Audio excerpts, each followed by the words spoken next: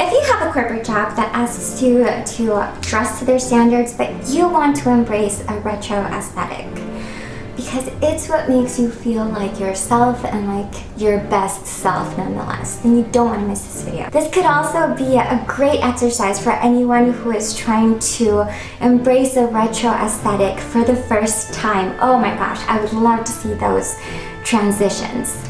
I wish I had some of my own, like before and afters. I'm sure they're out there. Today, I am going to go over 5 ideas that you can embrace without making your employer upset. Hi everyone, I'm Gonzalez-Gibson with Kaleidoscopes and Polka Dots, where I sell handmade, vintage-inspired jewelry for the girl who's in love with the past, wholeheartedly loves in the present, and embraces the future. If you are a lover of jewelry, vintage fashion, and books, please be sure to subscribe and hit that notification bell so that you never miss an episode. Before I begin, let me just assure you that the tips that I'm about to give you are generally accepted by most employers. I'm not here to bash my former job or any job with a strict dress code. I'm just here to find a nice middle ground that we could both work with. But it all starts with you. It starts with reading. You need to understand the dress code. You need, above all else, to make sure that you know what you can and cannot experiment with. If the dress code says you need to have a neutral hair color, then you might want to experiment going from a blonde to a brunette. That's a neutral hair color. If your employer does say, hey, Jess, your brunette hair was a lot nicer than your golden locks, well, then yeah, they're paying me, so I have to, okay? Just keep your employer in mind when you're making all of these decisions. All right. Let's get started. So my first idea, and of course it's really obvious, is to experiment with makeup. Right now, I'm feeling pretty modern outside of these beautiful glasses. So let's change that.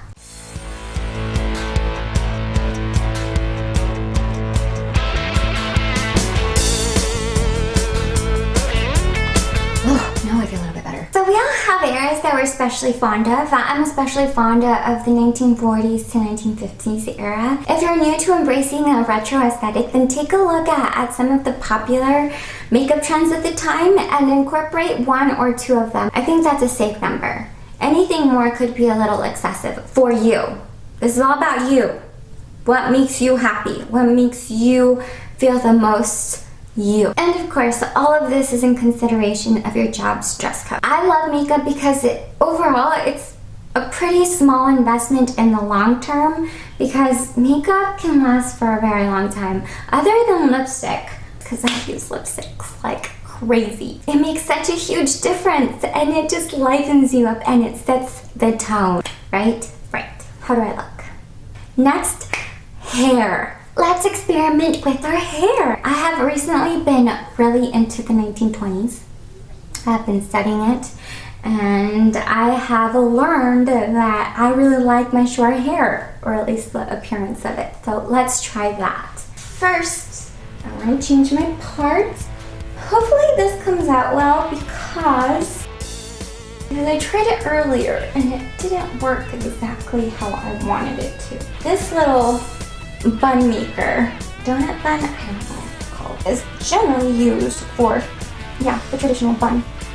But I have found that it works really well for a faux bob. And a girl's best friends are bobby pins. So let's get to bobby pinning.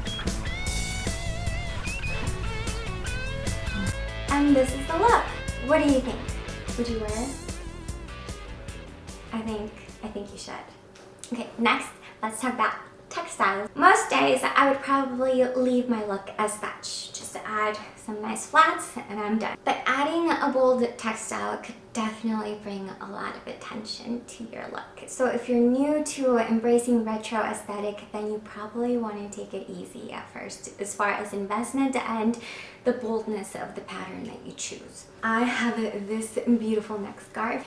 It would definitely spark conversations if I went out and about. To keep your costs minimal, go to a secondhand store, go to your local thrift store and see if there are any patterns that really attract your attention, and then modify them to fit your personality or to fit your needs. Make that special je ne sais quoi piece that makes you feel incredible. Is je ne sais quoi used properly in that way? I don't know.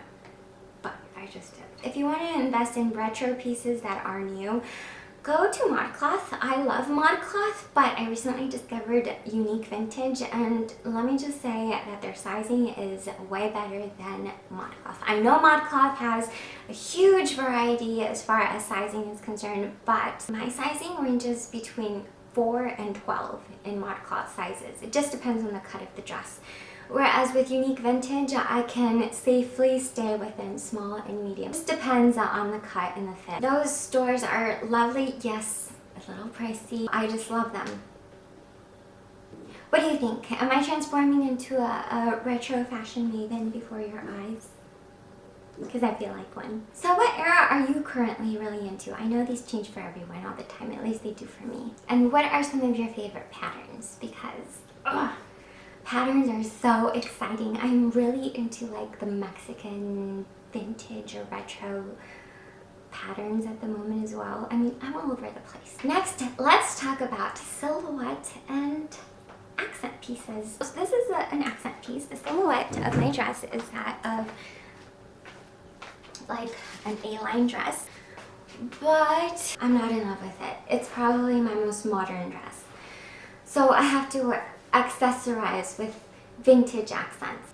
I love cardigans and colored tights as well as accent pieces because they're everything. As you can tell, I've also embraced the neck scarf. Finally, accessories. I mean, this could be considered an accessory, but I am talking about jewelry. I think that accessories and makeup are probably the best starting points for somebody who is new to retro aesthetic. For the purposes of this video, I laid it out in this order because this is generally how I create my outfits. Now, this is much more muted and probably much more realistic as to what I would wear on a day-to-day basis to my corporate job. Lastly, glasses. Glasses are such a huge deal, and I mean, you don't need prescription glasses. Nowadays, blue light glasses, which are not just cute, they are actually very functional. Pearls are actually generally my go-to. I love them. However, in my early 20s, I wore a set of pearls and I received feedback from somebody who I truly admired, who said that my pearls made me look older than my years. I now look back and think I should have probably asked her a little bit more about what it is that she was trying to tell me.